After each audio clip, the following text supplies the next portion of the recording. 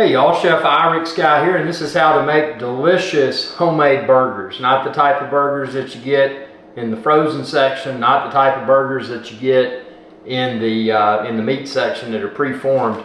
These are, you make your own burgers, and they're going to be a good size, and they're going to be delicious. Now you've got options with the meat. You can use ground beef, which is on the low end. You can use ground chuck, which is better than ground beef.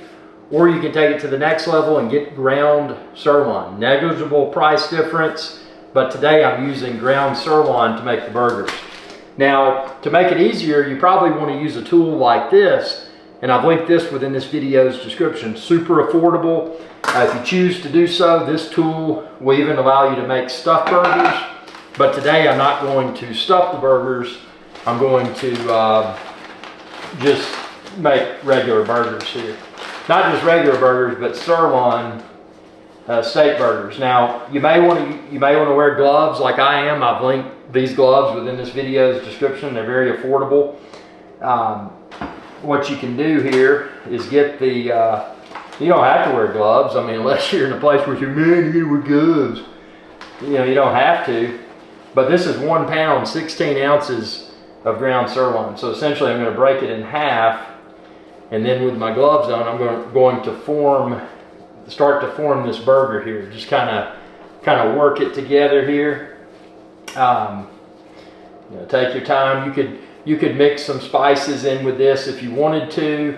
Like I said, you could stuff your burgers. This tool will let you make a hole to stuff them if you wanted to do that. You don't have to put anything on it. What I'm going to do today is just a simple preparation. I'm going to form the burgers, and then put some marinade on top, put them in a tightly covered container, and allow them to marinate in the refrigerator overnight. You don't have to marinate them overnight. You can do just a few hours in the refrigerator and still have a great tasting burger. Now you could mix in, even if you didn't want to do stuffed burgers, as part of your ground beef, ground chuck, or ground sirloin, you could chop onions, chop garlic, mix it in with it, chop some cheese, mix it in with it, or you could do the stuffed option, which I'll demonstrate in another video. But I've formed a pretty good looking burger now, but that's about the best you're going to get by hand. That's why this tool is so nice, because now that I've formed it with that, then I can use this tool and achieve what, in my opinion, is a perfectly formed burger. Look at that. Thick, very good looking. I'm gonna turn my face so it doesn't focus on my eyes. That is a massive burger. So it was important, like I said, I did it, and I'll do it with the other half, and this was the 16 ounces, which is a pound of ground sirloin. But it's important to, and in this case, 16 ounces a pound, I'm going to get about 2 burgers. Now, this same tool that I used, I could make what are called sliders, which are smaller burgers. So if you wanted to even get more burger patties out of your pound of ground beef, ground chuck, or ground sirloin like I'm using, you could make sliders instead. Likewise, you could buy more than a pound. I mean, you could buy a few pounds, but keep in mind, for this tool like I'm using, a pound is going to make you 2 full-size burgers. And this is important to do this in your hands, because if you don't kind of pre-form your ground sirloin, your ground chuck, or your ground beef in your hands, it won't hold together as well. So that's an important reason to do that. But using the tool, because the tool is super affordable, it's important because it gives your burger that restaurant quality shape and appearance, professional appearance. And whether you realize it or not, the appearance of food is right up there with the quality ingredients, the quality of the ingredients, the quality of the cook, the quality of the seasoning. So I mean, don't skimp out and make a delicious burger, but take a shortcut and not use a tool like this to make it visually pleasing. See, I can get consistently excellent, consistently sized burgers using that tool, and as you just witnessed, it's effortless. So now what I'm going to do is marinate those burgers. I put them in a dish that I will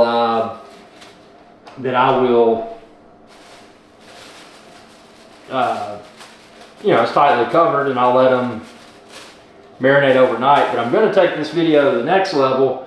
I'm going to show you how I marinate these burgers. So we're going to move the camera over here to get all of this out of the way. And I'm going to show you up close a very basic yet highly effective burger marinade. And I'll link that within this video's description as well. I'll throw this in the trash. Even though I had gloves on for good measure, I'm going to wash my hands. Something that amateurs will do when they're cooking is that they'll prepare their food. Now I have gloves on, it's a little bit different, but they'll prepare their food and then grab the seasonings, grab the marinade, not realizing that they're doing something called cross-contamination. So even though I had my gloves on, I mean, the gloves make me feel reasonably confident that I didn't make contact with raw meat.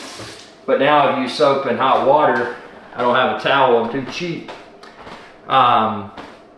But now I feel confident that I'm not going to cross-contaminate my seasonings. So let's move this camera over here so you can see the marination process. Okay, so this is simple, and I've linked all of these ingredients within this video's description. You can get a lot fancier and subscribe and check out all my cooking videos. This is just Worcestershire. I always just get the cheap store brand Worcestershire. I mean, it's not that big of a deal. Don't spend more for the fancy stuff. Put some Worcestershire on it. Then you can use freshly chopped garlic, or you can use garlic powder. And like I said, I've linked all of this within this video's description. Give them a generous coating of garlic powder. Really going to enhance the flavor profile of these delicious sirloin burgers. And then this pub burger. I love this. And you don't have to do the same thing that I do, but I mean, if you don't want to get all of this, there's nothing wrong with salt, pepper, and garlic. I mean, those are your basic burger marinade dry ingredients, and then of course the Worcestershire for the wet. But there they are. They're in the marinade, tightly covered. I'll put this in my refrigerator. Do it at least a few hours in the refrigerator, but I'm going to do these overnight to make them extra good.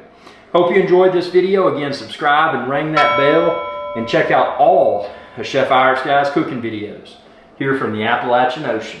Y'all have a good day. Hey y'all, IrixGuy here. I hope you enjoyed this video, and please be sure to subscribe to my channel, and when you do, ring that bell icon to be notified whenever I post another video. Thanks for your viewership, and y'all have a good day.